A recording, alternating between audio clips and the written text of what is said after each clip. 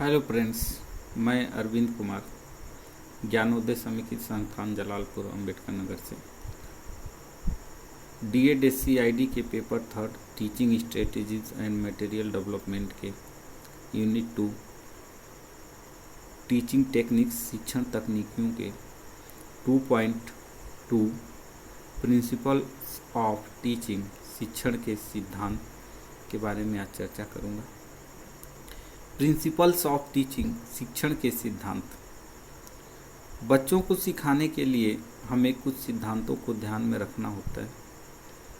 बच्चों को पढ़ाते समय इस सिद्धांतों का अनुसरण करना चाहिए।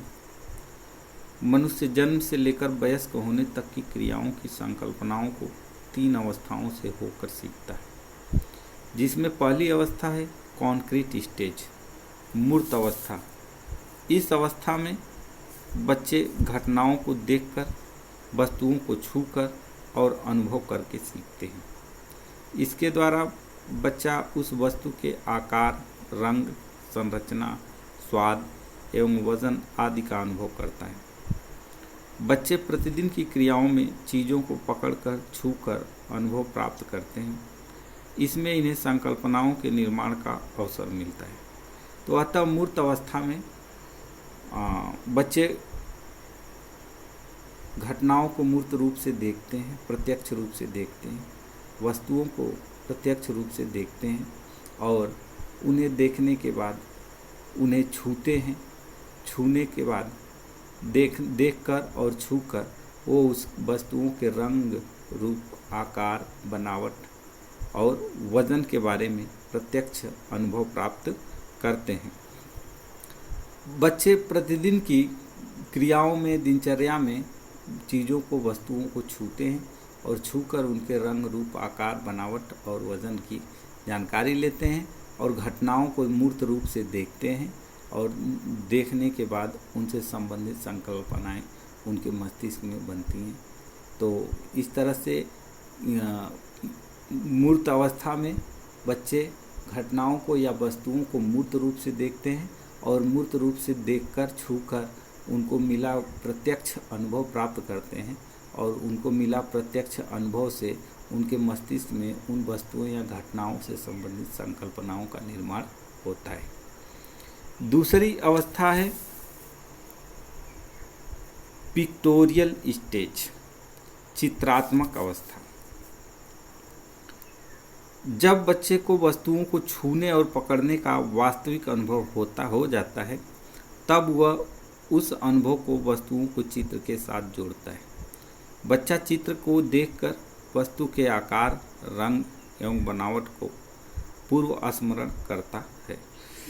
तो चित्रात्मक अवस्था में, जब मूर्त अवस्था में वस्तुओं को या घटनाओं को मूर्त रूप में देखता है और मूर्त रूप से में देखकर उनके रंग, रूप, आकार, बनावट, संरचना के बारे में वो प्रत्यक्ष अनुभव प्राप्त कर लेता है, तो अब चित्रात्मक अवस्थाओं में अब उन वस्तुओं का महज चित्र दिखाने पे अब उसके मस्तिष्क में उन वस्तुओं के रंग, रूप, बनावट, आकार और वजन का संकल्पनाएं उभर कर आ जाती हैं।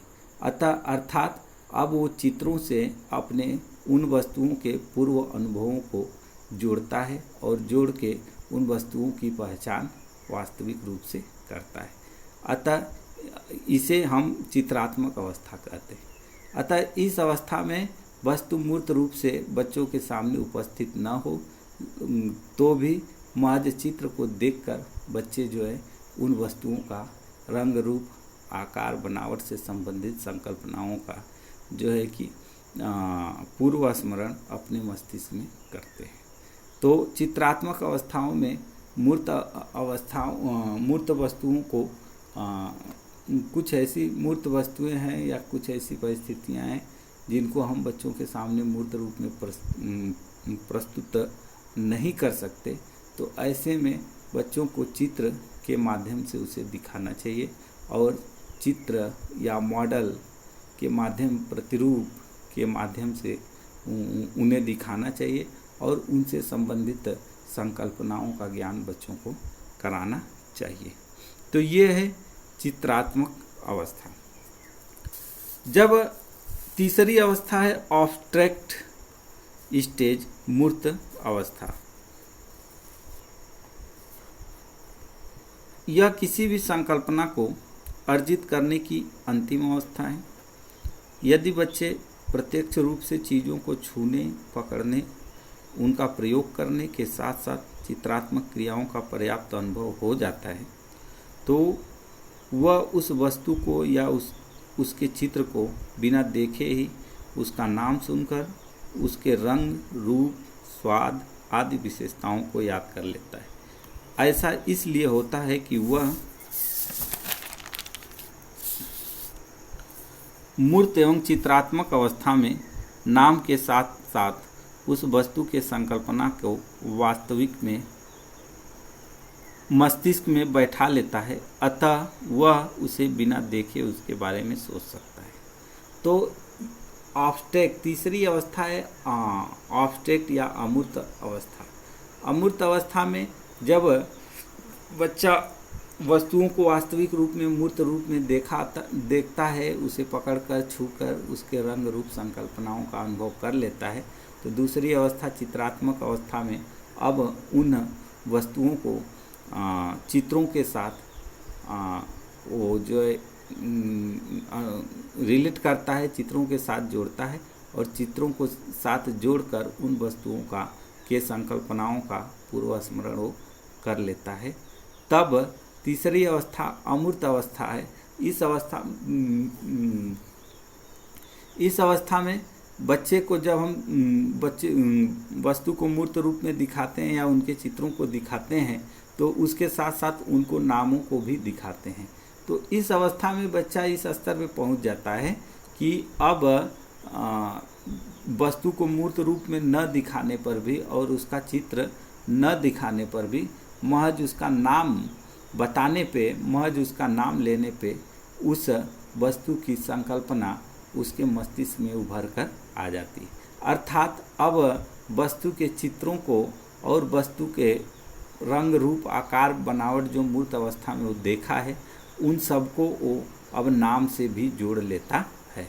अर्थात अब महज उसका नाम लेने पे उस वस्तु की संकल्पना, उस वस्तु का रंग, रूप, आकार, बनावट, वजन आदि की संकल्पना उसके मस्तिष्क में स्वतः उभर कर आ जाती है। तो बच्चा इस अवस्था में वस्तुओं को, पूर्व सीखे गए वस्तुओं को, मूर्त रूप में सीखे गए वस्तुओं को चित्रों के साथ जोड़कर, अब चित्रों को साथ जोड़ने के बाद अब केवल नाम लेने पे ही उस वस्तु को जो है कि वो पूर्व स्मरण कर लेता है। इस अवस्था को अमूर्त अवस्था कहते हैं। तो अब हम इससे संबंधित आपसे कुछ प्रश्न पूछेंगे कि कौन सी अवस्था में बच्चा महज चित्रों को देखकर वस्तु के संकल्पना का पूर्व स्मरण कर लेता है। दूसरा प्रश्न है शिक्षण के सिद्धांत क्या हैं, इनका विस्तृत वर्णन कीजिए। इन प्रश्नों का जवाब आप व्हाट्सएप पे पोस्ट करेंगे।